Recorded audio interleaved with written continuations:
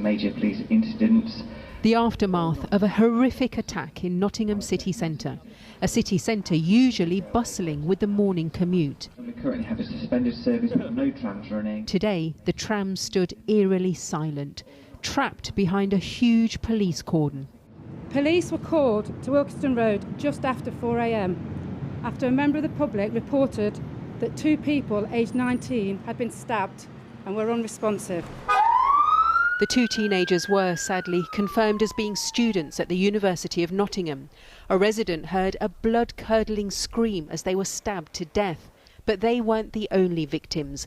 The attacker sped off in a white van, which he had stolen after killing its owner. Lynn Haggett had been on her way to work and told me what she saw happen next. At 5:30, saw a van pull up at the side of me. A van? What colour was the van? It was white, right. All white. There was a police car behind it coming up slowly, no flashing lights. The man in the driver's seat looked in his mirror and saw a police car behind him.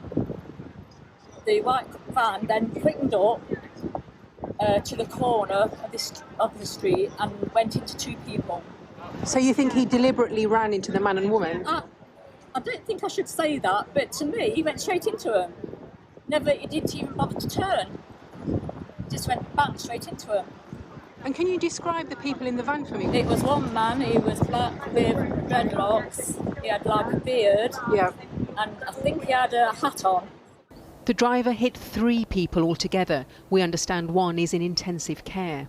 The events then moved here to this inner city area of Nottingham, around a mile from the city centre. It's known for having a high concentration of students, for issues with gangs, for drug dealing, for antisocial behaviour. The white van sped along this road, which is opposite a drug rehabilitation centre. In a dramatic account, an eyewitness told me that the police swooped on the van and dragged the driver out of the passenger door. You can see the van has been left on the street where the arrest was made. This mobile phone footage shows the suspect pinned onto the ground by police. Get down, like screaming, get down. Like that's the loudest I've heard police in my life. It was coming from the chest, get down onto the floor. They dragged him out of the car and he just like fell on the floor and he was still pretty wrestling. Well, 2 of them were holding what seemed to me to be a taser, and the other one, it seemed quite a bit bigger than a taser. He was being quite resistive, very resistive from what I could tell.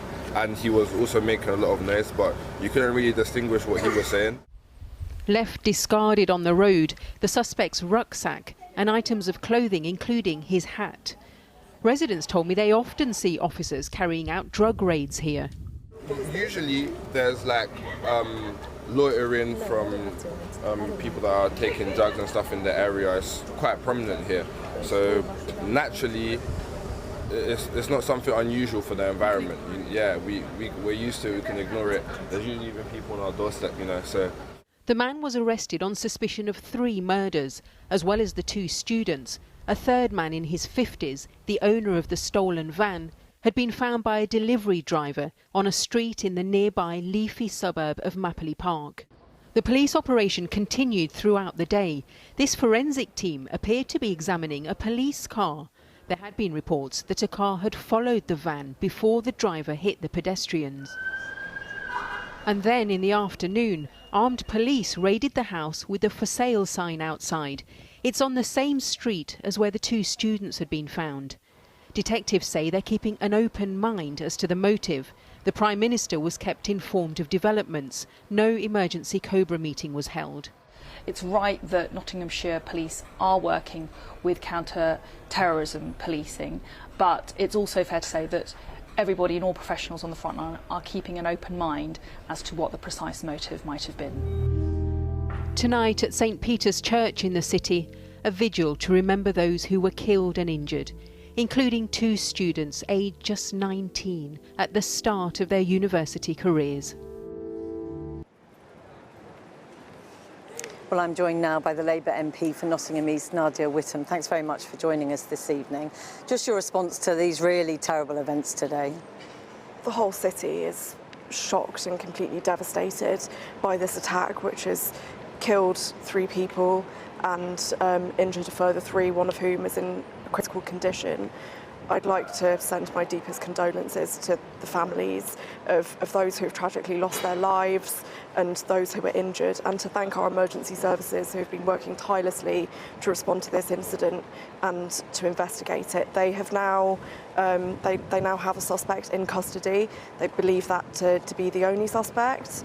They're not looking for anyone further to arrest, and they're no longer treating this as a live incident. There remain so many questions about today's events, though, don't there? Now, I know you called on the police for a briefing. What were they able to tell you? That there's a lot that we don't know. So the police haven't yet been able to establish a motive. They're not currently treating this as a terror incident, and they haven't made publicly available details about the person who has been arrested. But what they did stress was that this is no longer being treated as a live incident, and they'd like to reassure members of the public that the city centre is now safe for people to come out in. And it's important to say as well that the police have set up a dedicated hotline. That's for people who have any information or who are concerned about a family member or friend, and that number is 0800 096 1011. 3 fatalities today, absolutely devastating. 2 young students in such a university city. This is a massive university city. This will be really devastating, won't it? It's completely devastating. I've just come from the vigil with my fellow Nottingham MPs and the council leadership, and I was particularly struck by just how many young people were there who had come to pay their respects to their classmates and to their families. Nothing like this has happened in Nottingham, certainly not in my lifetime, but our community does have a proud history of coming together and looking after one another in times like this, and I know that this time will be no different. I mean, we went to try to speak to students. Many of them, quite understandably, didn't want to speak. They are utterly bereft, many of them, today when they were at the vigil, and scared, some of them. I understand why they would be frightened. It's an extremely frightening incident, and I'd encourage them to access support from the university wellbeing services. Both the University of Nottingham and Nottingham Trent have services available, and to the wider public to access support via Nottingham Victim Care. And I mean, the police have tried many times today to reassure people this is still a safe city. It had a very bad reputation for violent crime. It has fought back over the last few years. This is such a terrible day for the city itself. Right now, this is a city in mourning, but we will be coming together as we have today and over the coming days and weeks. And it's important that we allow the police to investigate and do their jobs. Thank you so much for talking to us today.